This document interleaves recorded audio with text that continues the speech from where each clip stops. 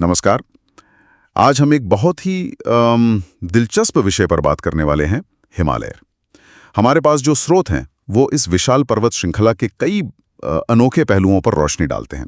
इसकी बनावट से लेकर इसके गहरे आध्यात्मिक मायने और अनसुलझे रहस्यों तक। हाँ, हिमालय वाकई एक अद्भुत जगह है। तो चलिए इस जानकारी के सागर में उतरते हैं और देखते हैं क्या खास मिलता है। शुरुआत इसके नाम से ही करते हैं, हिमालय। हाँ? संस्कृत से हिम यानी बर्फ और आलय यानी घर। हाँ, बर्फ का घर।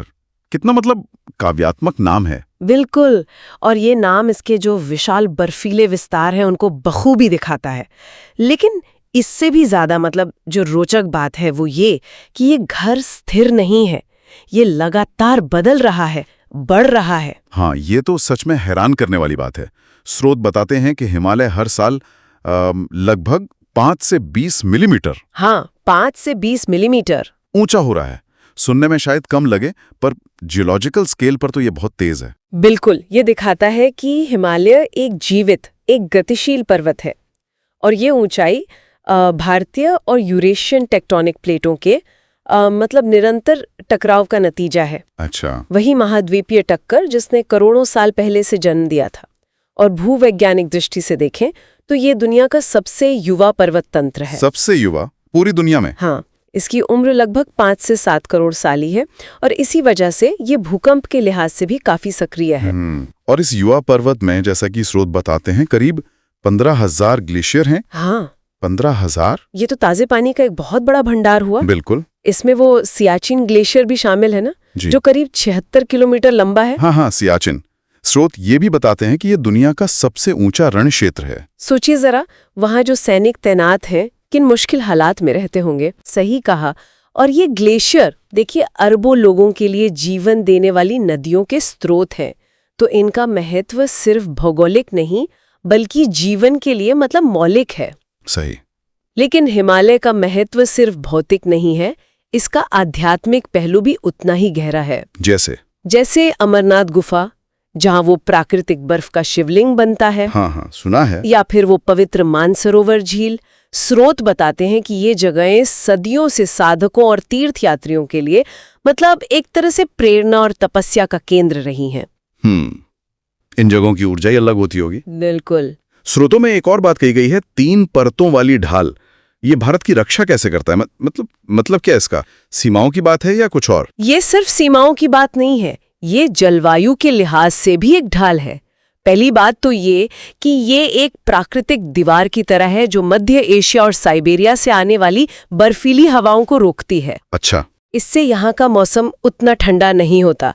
दूसरा, ऐतिहासिक रूप से इसने उत्तर से होने वाले हमलों को मुश्किल बनाया। ये तो है। और तीसरा, जो शायद सबसे जरूरी है, ये भारतीय मानसून को नियंत्रित करता है। मानसून को? वो कैसे? ये ऊंची दीवार मानसूनी हवाओं को रोककर उन्हें भारतीय उपमहाद्वीप में ही बरसने पर मजबूर करती है।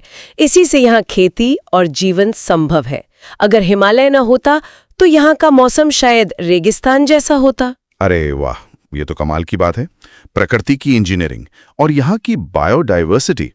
स्रोत बताते हैं कि हिम तेंदुआ, हाँ, स्नो लेपर्ड, खूबसूरत लाल पांडा, याक, कस्तूरी मृग, कितने दुर्लभ जीव हैं यहाँ। बिल्कुल। ये ऊंचाई, अलग अलग जलवायु और मुश्किल रास्तों की वजह से एक ऐसा अनोखा इकोसिस्टम बना है जो दुनिया में कहीं और नहीं है। इन जीवों ने खुद को यहाँ की मुश्किल परिस्थितियों के हिसाब से ढाला है। वो अपने आप में एक अध्ययन का विषय है। सही है। लेकिन हिमालय में सिर्फ वही नहीं है जो हम जानते हैं। सही कहा। स्रोत इस तरफ भी इशारा करते हैं कि यहाँ अभी भी कई अनदेखी गुफाएं हो सकती हैं, प्राचीन बस्तियों के दबे हुए निशान, या शायद पूरी की पूरी सभ्यताओं के अवशेष भी। हाँ, और कुछ स्थानीय कहानियां और स्रोत तो यति हिम मानव जैसे रहस्यमयी प्राणियों की भी बात करते हैं। यति? हाँ, उसके बारे में तो बहुत सुना है। अब इन दावों में कितना सच है ये कहना तो मुश्किल है, पर ये बातें हिमालय के रहस्य को और बढ़ाती हैं। बिल्कुल। एक और हैरान करने वाला तथ्य स्रोतों से सामने आता है, वो नदियों से जुड़ा है। नदियों से? जैसे? गंगा, सिंधु, ब्रह्मपुत्र जैसी जो महान नदियां हिमालय से निकलती हैं। हाँ। माना जाता है कि ये नदियां असल में हिमालय पर्वत श्रृंखला से भी पुरानी है। क्या? सच में? ये कैसे हो सकता है? ना अजीब। माना जाता है कि ये नदियां उस जमीन पर पहले से बह रही थी और जब टेक्टोनिक प्लेटों के टकराने से हिमालय धीरे धीरे ऊपर उठा तो इन शक्तिशाली नदियों ने अपना रास्ता नहीं बदला, बल्कि पहाड़ को काट कर अपनी गहरी घाटियां बना ली। अरे वाह! मतलब ये नदियां पूरे हिमालय के बनने की गवाह हैं। हाँ, सोचकर ही कितना अद्भुत लगता है। अविश्वसनीय है। और यहाँ का मौसम, स्रोत कहते हैं कुछ जगहों पर तो साल भर धूप नहीं पहुंचती। हाँ, कुछ घाटियां या इलाके ऐसे हैं और तापमान 0 से 50 डिग्री सेल्सियस नीचे तक, -50। -50? ऐसी जगहों पर जीवन की कल्पना करना भी मुश्किल है। बिल्कुल। तो इन तमाम स्रोतों को देखने के बाद ये तो साफ है कि हिमालय सिर्फ बर्फ से ढके ऊंचे पहाड़ नहीं है। ये एक गतिशील, लगातार बढ़ता हुआ भूभाग है, एक गहरा आध्यात्मिक केंद्र है, दुर्लभ जीवों का घर है, जीवन देने वाली नदियों का स्रोत है और अनगिनत रहस्यों और पहेलियों को अपने अंदर समेटे हुए एक अद्भुत प्राकृतिक आश्चर्य है। बिल्कुल। स्रोत हमें यही दिखाते हैं कि हिमालय एक निरंतर बदलने वाली, एक इवॉल्विंग सत्ता है, जिसके कई पहलू अभी भी हमारी समझ से परे हैं और शायद हमेशा रहेंगे।